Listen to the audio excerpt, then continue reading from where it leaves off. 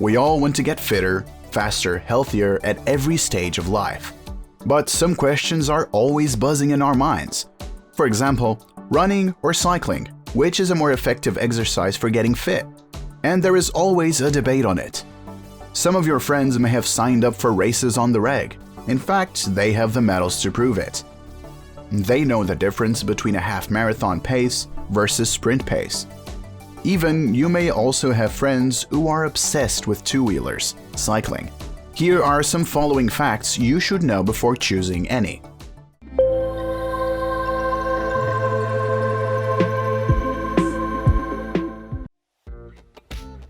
In cycling, the quadriceps and hamstrings in the upper legs, the soleus and gastrocnemius in the calves are responsible for the bulk of the power.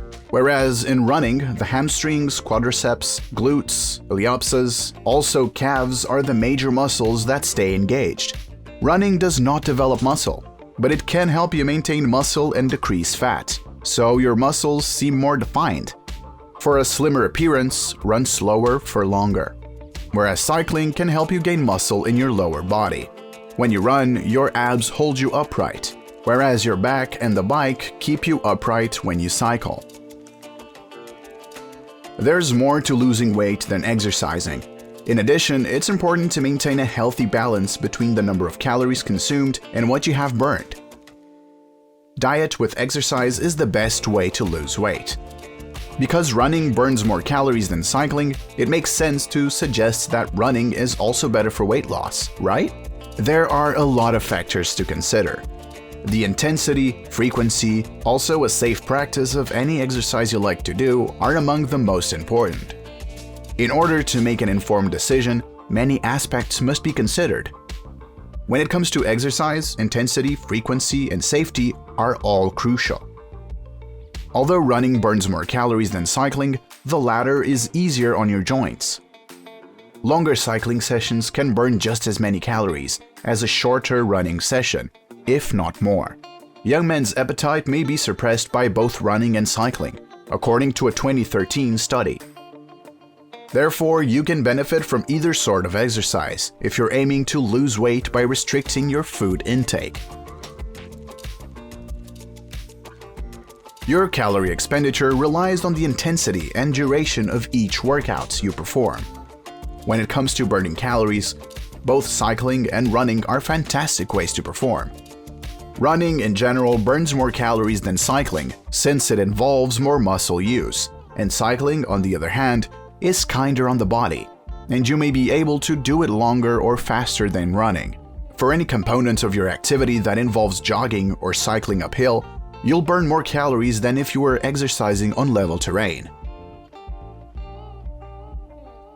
Running and cycling are both good for your heart. As a result of regular cycling, cardiovascular disease risk is reduced, such as improving lung health, stimulating circulation of blood, strengthening heart muscles, lowering rest pulse rate, and reducing levels of fat in the blood are seen.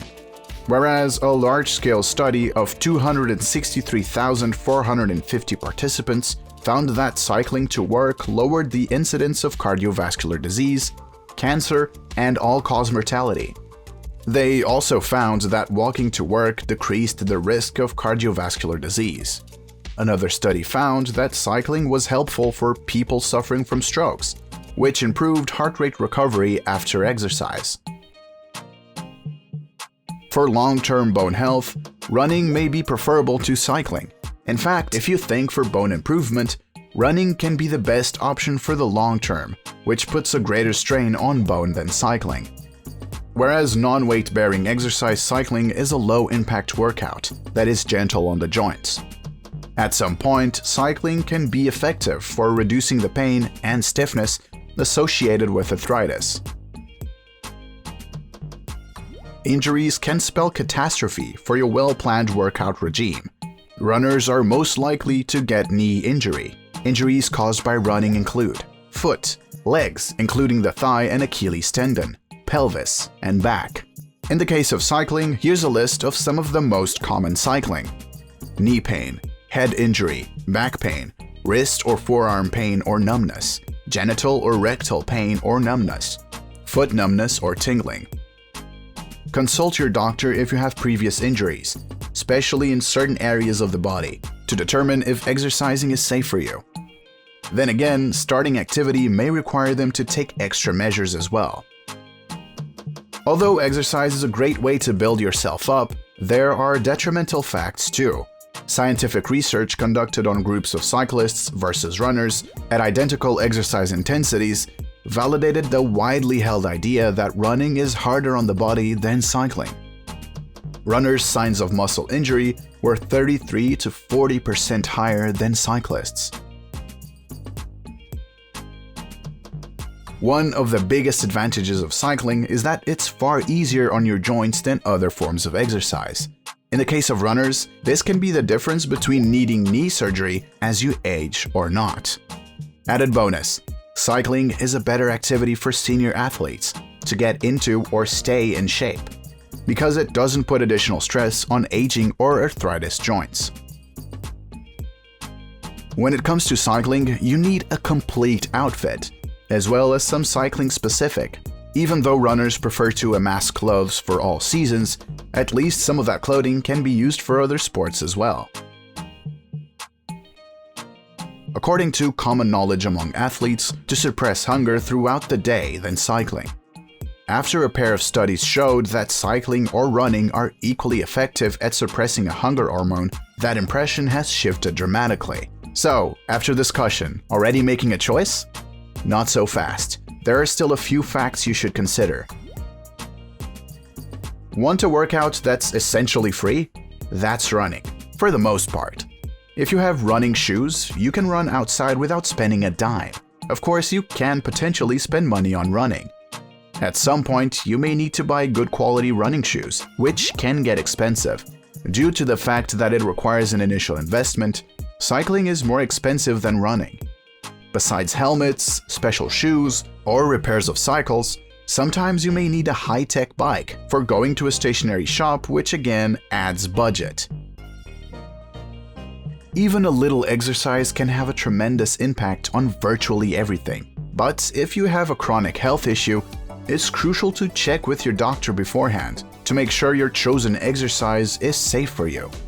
As an example, if you have diabetes, exercising too much may raise your chance of developing low blood sugar, may suffer a deadly complication known as ketoacidosis. It's all your choice. Running or cycling both have disadvantages over advantages.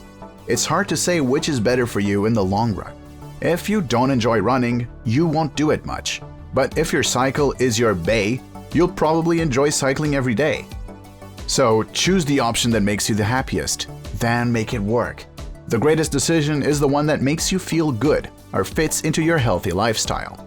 That's all about today. Cycling or running, which team did you belong to? Thanks for watching our video. For more healthy experiences, subscribe to our channel and keep yourself updated by pressing the bell icon.